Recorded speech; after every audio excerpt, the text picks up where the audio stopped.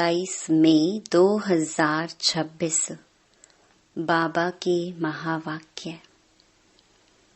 मीठे बच्चे, कालों का काल बाबा आया है, तुम्हें काल पर जीत प्राप्त कराने।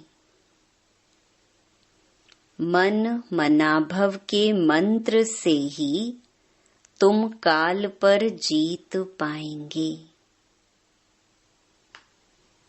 प्रश्न, रूहानी बाप तुम रूहानी यात्रियों को कौन सी एक विशेष शिक्षा देते हैं? उत्तर, हे रूहानी यात्री, तुम देही अभिमान छोड़ देही अभिमानी बनो। रावण ने आधा कल्प से तुम्हें देही अभिमानी बनाया, अब आत्म अभिमानी बनो। यह रूहानी ज्ञान सुप्रीम रूह ही तुम्हें देता और कोई दे नहीं सकता। गीत ओम नमो शिवाय। ओम शांति। बच्चों ने अपने बाप की महिमा सुनी। गाया भी जाता है, ऊंच ते ऊंच भगवान। वह है सब बच्चों का बाप। बाकी जो भी हैं आपस में सब ब्रदर्स हैं और सबका बाप भी एक है। वह है शिव बाबा। बाप ने समझाया है, हे बच्चों, भक्ति मार्ग में तुमको दो बाप हैं, लौकिक बाप और पारलौकिक बाप। रचयिता से रचना को वर्षा मिलता है, वह है हद का वर्षा। यह है बेहद का वर्षा। बेहद का बाप तो एक ही है, जिससे बेहद का वर्षा मिलता है। वह है निराकार।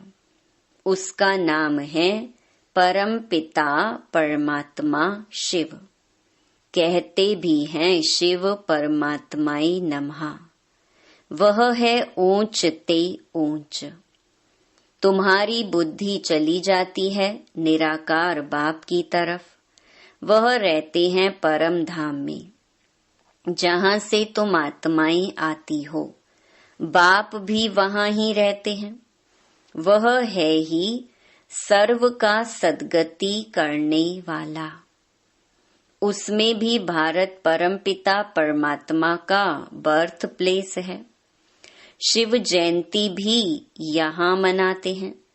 उस रूहानी बाप को ही ज्ञान का सागर, पतित पावन, लिबरेटर, गाइड कहा जाता है। वही दुख हरता सुख करता है।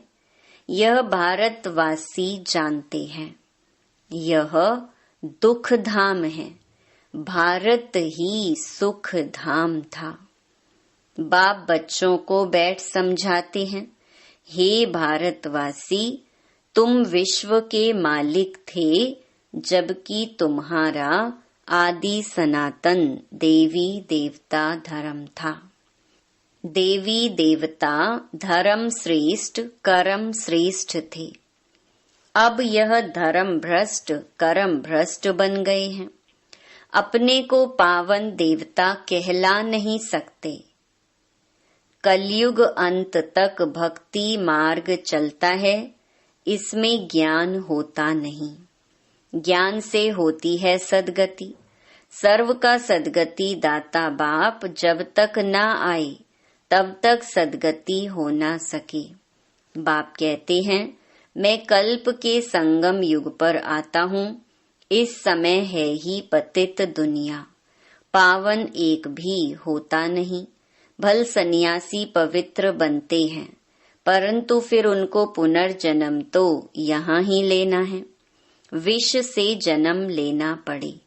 वापिस जाने का है नहीं। जब चक्कर पूरा होता है तभी बाप आकर ले जाते हैं। इनको कहा ही जाता है रूहानी ज्ञान। सुप्रीम रूहू रूहानी ज्ञान देते हैं। सुप्रीम रूहू ही ज्ञान का सागर पतित पावन है। बाकी शास्त्रों का ज्ञान तो है भक्ति मार्ग। बाप कहते हैं यज्ञ तप तीर्थ आदि करते और ही नीचे गिरते आए हो। तुम पहले सतो प्रधान थे। भारत में प्योरिटी थी तो पीस प्रॉस्पेरिटी भी थी। हेल्थ वेल्थ दोनों थे। आज से 5000 वर्ष पहले की बात है। यह भारत स्वर्ग था। उस समय और कोई धर्म नहीं था। सिर्फ एक ही आदि सनातन देवी देवता धर्म था जो परमपिता परमात्मा ने स्थापन किया। स्वर्ग की स्थापना तो वही करेंगे। मनुष्य तो कर ना सके। ऐसे तो नहीं कहेंगे श्री कृष्ण रचयिता है। नहीं, रचयिता एक ही निराकार शिव है। बाकी है उनकी रचना। रचयिता से ही रचना को वर्षा मिलता है। बाप समझाते हैं मैं तुम्हारा बेहद का बाप हूँ। तुमको बेहद का वर्षा देता हूँ 21 जन्मों के लिए। सूर्यवंशी चंद्रवंशी पवित्र धर्म स्थापन करता हूँ। ब्राह्मण धर्म है चोटी। सबसे ऊंच है रूहानी बाप। रूहों को आप समान बनाते हैं। बाप ज्ञान का सागर सुख का सागर है तो तुमको भी बनाते हैं। भारत ही सुख धाम था, अभी तो दुख धाम है। बाप कैसे आते हैं यह किसको भी पता नहीं है। सतयुग आदि से कलयुग अंत तक यह सारी हिस्ट्री ज्योग्राफी भारत की है। यह लक्ष्मी नारायण कितने हेल्दी वेल्दी थे। कभी बीमार नहीं पड़ते थे। अभी काल पर विजय पाने की शिक्षा ले रहे हैं। बाप जिन्हें कालों का काल महाकाल कहा जाता है वह तुमको काल पर विजय पहनाते हैं। नाम भी सुना शिवाय नमः। तुम ऐसे तो नहीं कहेंगे परमात्मा सर्वव्यापी है, कुत्ते बिल्ली में है। इसको कहा जाता है धर्म की ग्लानि। बाप की ग्लानि करते हैं। अभी यह है कल्प का संगम समय। इस समय ही विनाश काले विपरीत बुद्धि कहा जाता है। अब विनाश तो सामने खड़ा है। गीता में भी लिखा है यादव कौरव पांडव क्या करत भाई। सर्व शास्त्रमयी शिरोमणि श्रीमद् भगवत गीता है। यह लक्ष्मी नारायण कितने हेल्दी वेल्दी थे। कभी बीमार नहीं पड़ते थे। अभी काल पर विजय पाने की शिक्षा ले रहे हैं। बाप जिन्हें कालों का काल महाकाल कहा जाता है वह तुमको काल पर विजय पहनाते हैं। नाम भी सुना शिवाय नमः। तुम ऐसे तो नहीं कहेंगे परमात्मा सर्वव्यापी है, कुत्ते बिल्ली में हैं।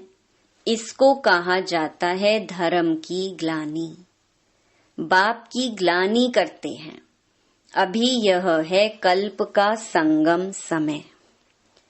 इस समय ही विनाश काले विपरीत बुद्धि कहा जाता है। अब विनाश तो सामने खड़ा है। गीता में भी लिखा है यादव कौरव पांडव क्या करत भाई। सर्व शास्त्रमयी शिरोमणि श्रीमद् भगवत गीता है। उनसे ही फिर और शास्त्र निकले हैं। तुम जानते हो गीता है डेइटी धर्म का शास्त्र।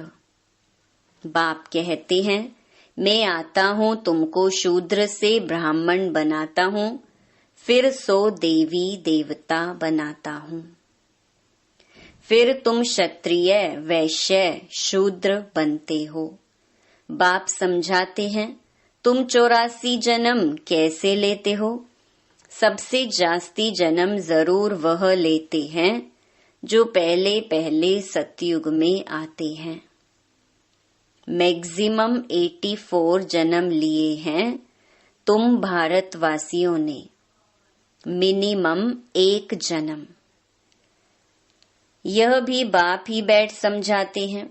बाप बिगर किसको ज्ञान का सागर नहीं कहा जाता। पतित पावन ज्ञान का सागर कहने से बुद्धि ऊपर चली जाती है। बाप ही सबको लिबरेट कर वापस ले जाते हैं।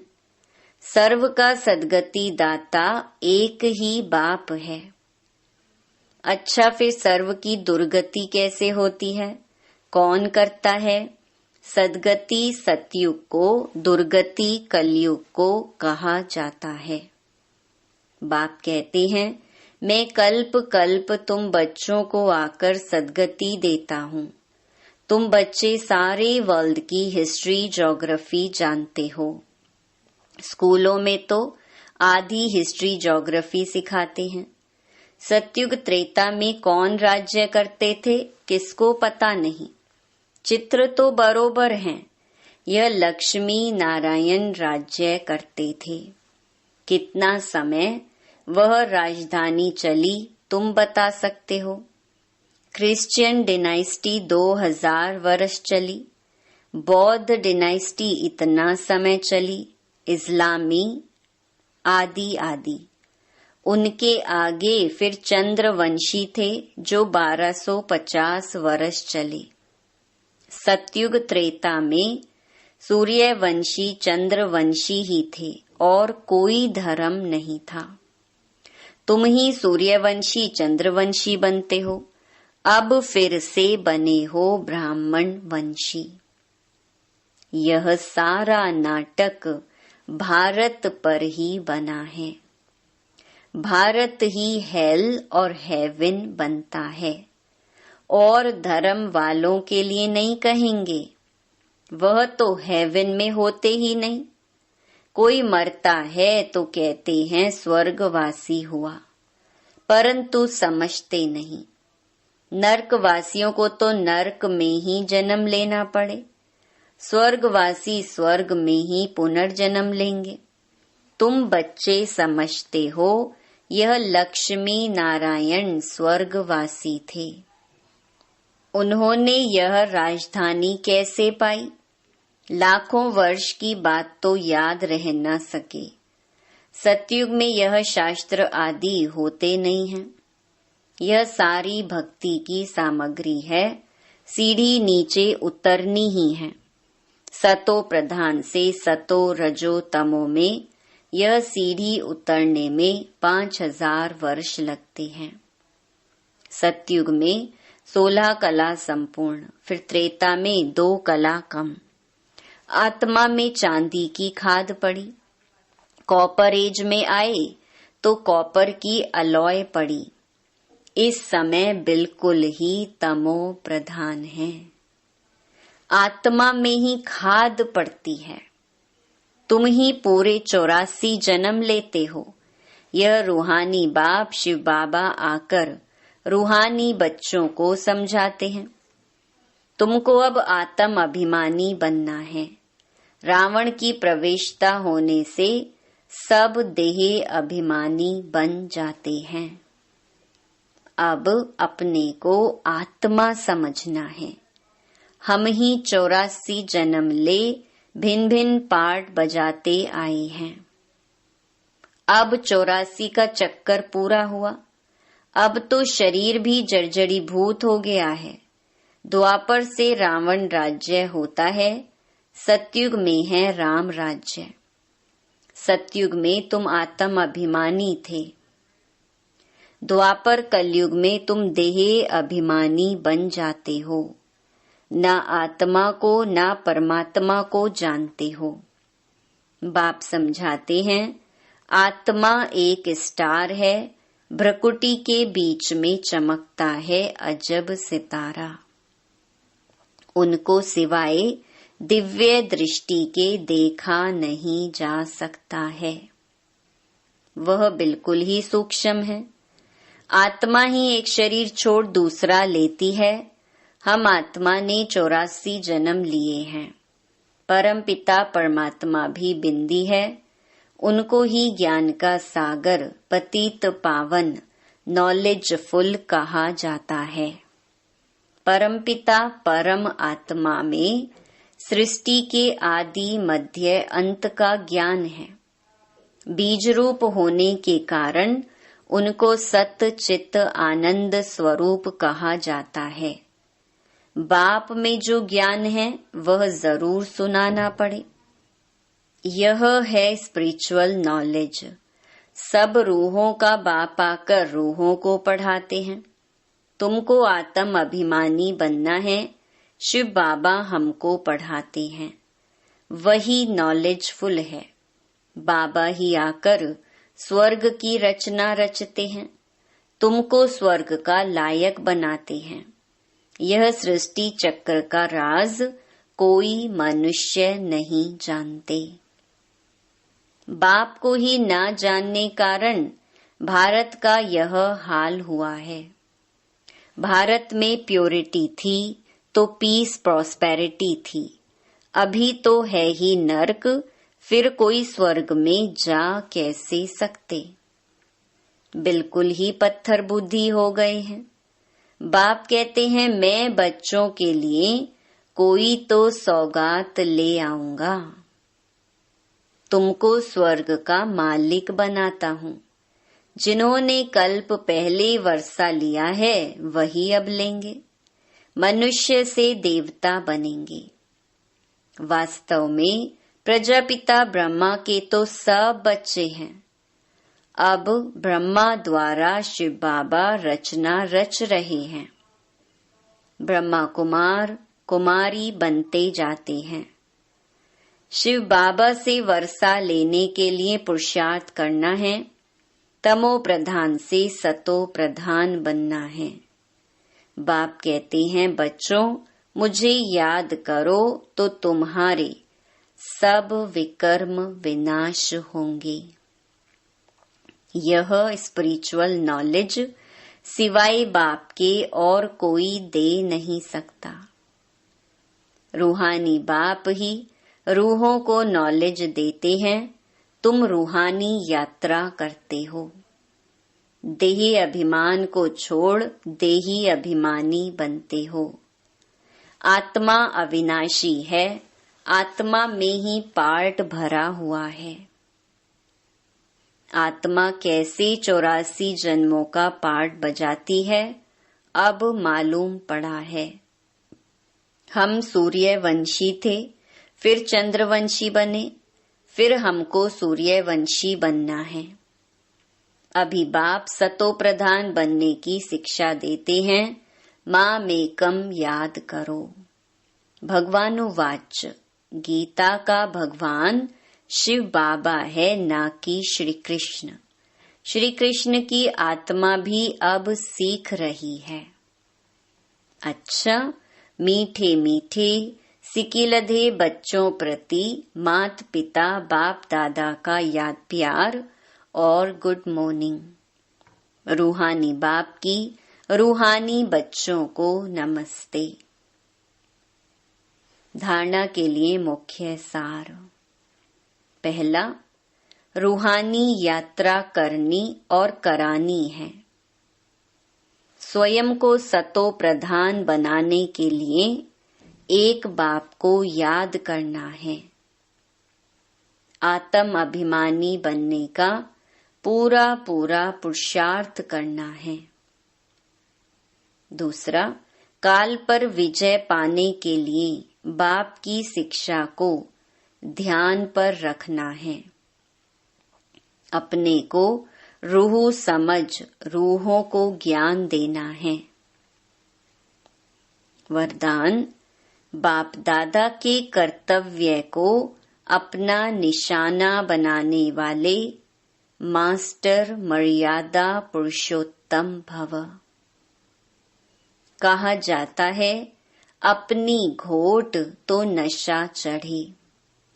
दूसरे की कमाई में कभी भी आंख नहीं जानी चाहिए।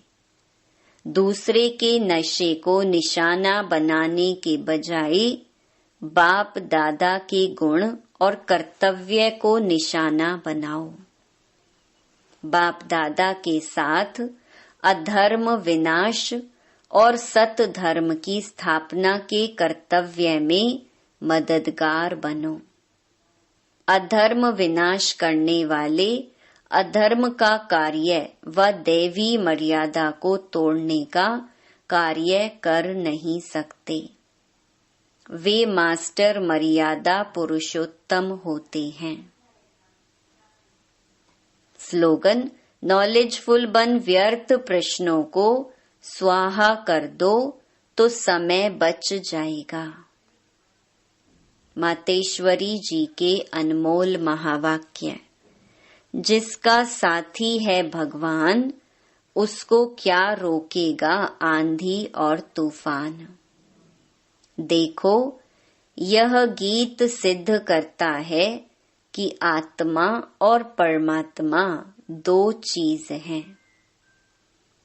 न ईश्वर सर्वव्यापी है, क्योंकि जिसका साथी है ईश्वर, वो हाजिर होते हुए फिर भी सृष्टि में इतना दुख क्यों। मनुष्य इतने कंगाल मोहताज क्यों।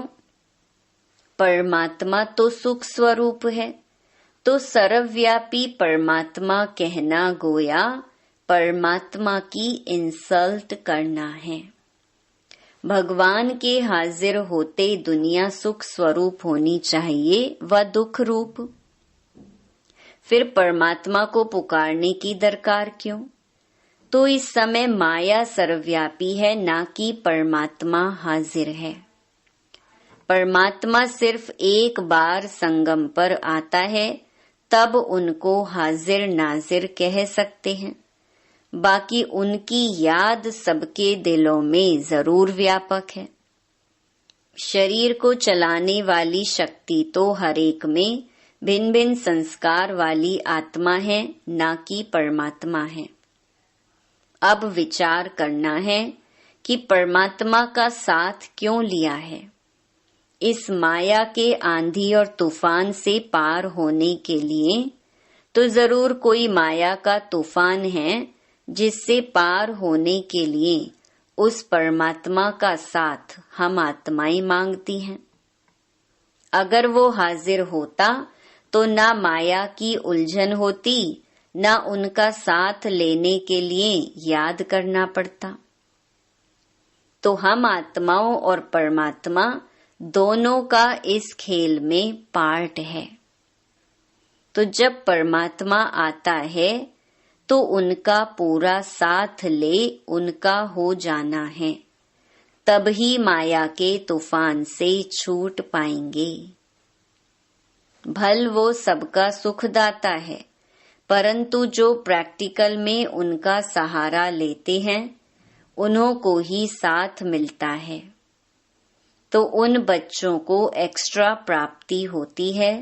भल वो दुनिया के अंदर आए उपस्थित हुआ है, परंतु ओहो आश्चर्यवत, दुनिया इनको ना जानने के कारण इनका साथ नहीं लेती है।